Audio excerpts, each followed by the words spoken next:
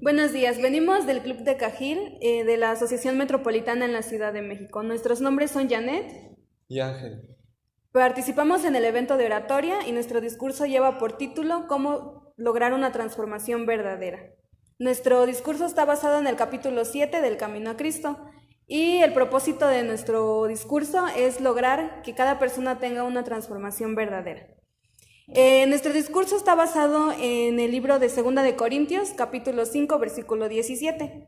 El versículo dice: si alguno está en Cristo, nueva criatura es. Las cosas viejas pasaron, he aquí todas son hechas nuevas. Cada persona, durante el proceso de su conversión, tuvo experiencias, tuvo muchas situaciones, y a lo mejor una persona no se acuerda exactamente cuándo fue el momento exacto en el que conoció a Cristo, pero eso no quiere decir que no esté convertido. En Juan 3:8, Jesús le dijo a Nicodemo: el viento sopla y puedes sentirlo, pero no sabes de dónde viene ni a dónde va. Entonces, así como el viento, así es la obra del Espíritu Santo en el corazón de cada persona. No podemos verlo, pero podemos sentirlo y podemos ver las obras y podemos ver si verdaderamente el Espíritu Santo ha trabajado en el corazón. No podemos confiar en nosotros mismos ni en nuestras propias obras. Un corazón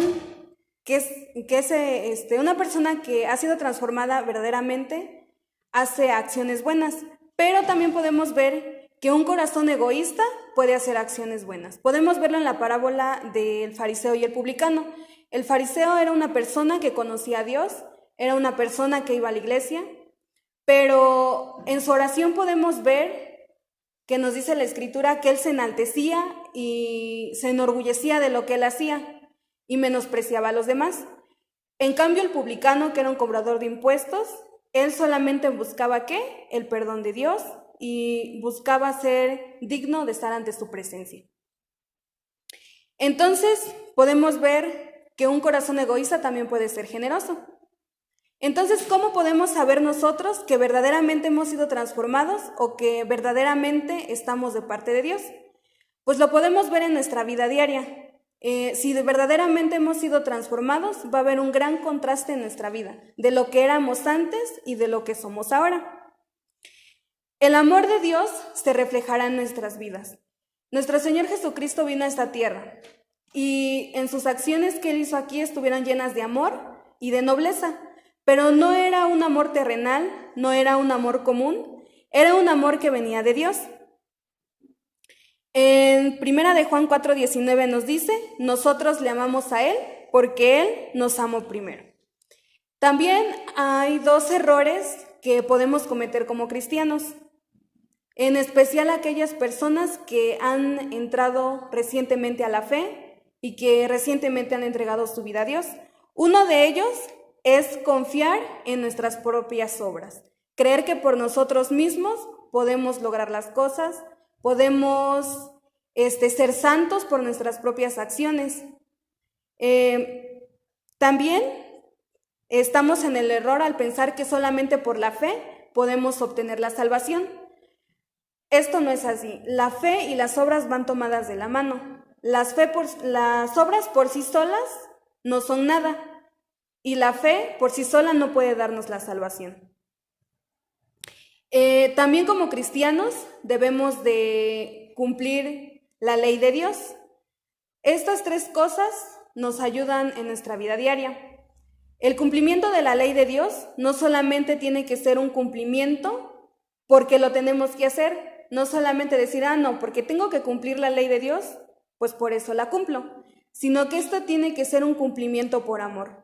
Todo lo que hagamos en nuestra vida como cristianos tiene que ser por amor. En Santiago 2:17 nos dice: la fe, si no tiene obras, es muerta por sí misma.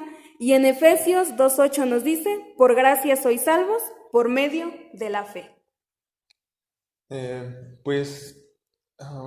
Entendiendo todo lo que nos ha dicho mi compañera Janet, pues hacer la voluntad de Dios no es algo fácil.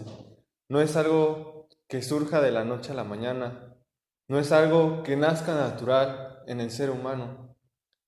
pues tenemos como ejemplo que aún las primeras personas que vivieron en este mundo, que fue Caín, Adán, Eva, estuvieron y fueron susceptibles a las garras del pecado, ¿sí? Desde el principio en el que Eva comete el error de ingerir y caer en las garras de la serpiente, todos los humanos desde que nacemos somos susceptibles y nuestro corazón se inclina hacia lo malo, ¿sí?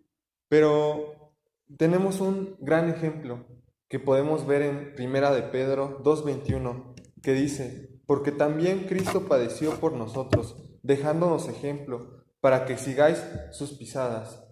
Dios, en su infinito amor, mandó a su propio Hijo, desde la gloria, desde el trono, desde cosas maravillosas que ni siquiera el humano puede imaginarse, mandó a su Hijo Jesús a esta tierra, a vivir como cada uno de nosotros, a nacer de una madre, a alimentarse de la misma forma en la que nosotros lo hacemos, a respirar el mismo aire. Bajo las mismas condiciones estuvo Jesús. Sin en cambio, Él siempre estuvo firme, ¿sí? Aún en las peores condiciones, en el desierto, con hambre, con sed, y se le presentó la tentación, en ese momento en el que era susceptible, en el que probablemente estaba decaído, aún así no cayó, aún así no se sobajó a caer en el pecado, ¿sí? Claro, entonces tenemos un gran ejemplo en la Biblia, en el registro bíblico, de cómo poder realizar la voluntad de Dios.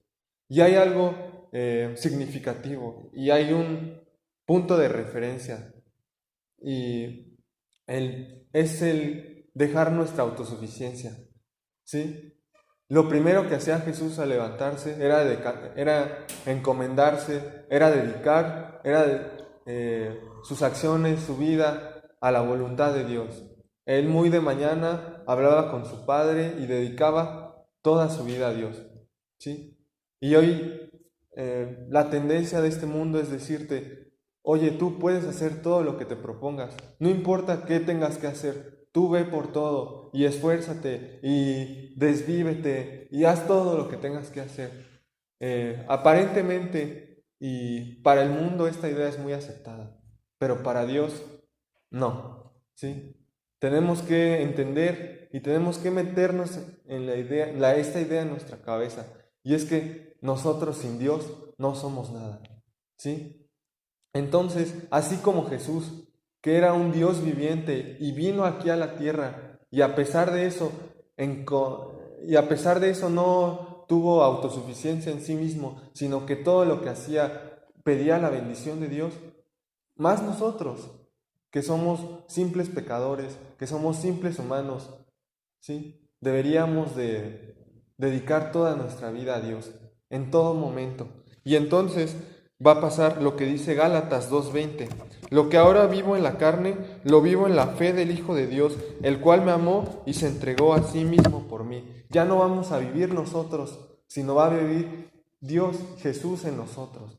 Todas las acciones y todo lo que digamos va a ser algo que proviene del Espíritu, algo que proviene de lo alto, ¿sí? Pero primero tenemos que dejar nuestra autosuficiencia. Ahora, otro punto importante es que a lo mejor tú ya crees, a lo mejor tú ya has visto la mano de Dios en tu vida o en tu familia, ¿sí? Pero aquí Santiago 2:19 dice: aún los demonios creen y tiemblan, ¿sí? Debes de empezar a dejar de creer y empezar a tener fe, ¿sí? La fe y la creencia es muy diferente. Cuando tienes la fe, empiezas a hacer la voluntad de Dios y obedeces su voluntad y sus estatutos. Puedes creer, pero no tener fe. Entonces, te invito a que hoy, este día, empieces a tener fe, y como habíamos aclarado, como había dicho Janet, la fe es algo que empieza en uno mismo, ¿sí? Dios te la provee, pero tienes que decidir seguir el camino de Dios, quitándote esa autosuficiencia y poner tu vida en las manos de Dios.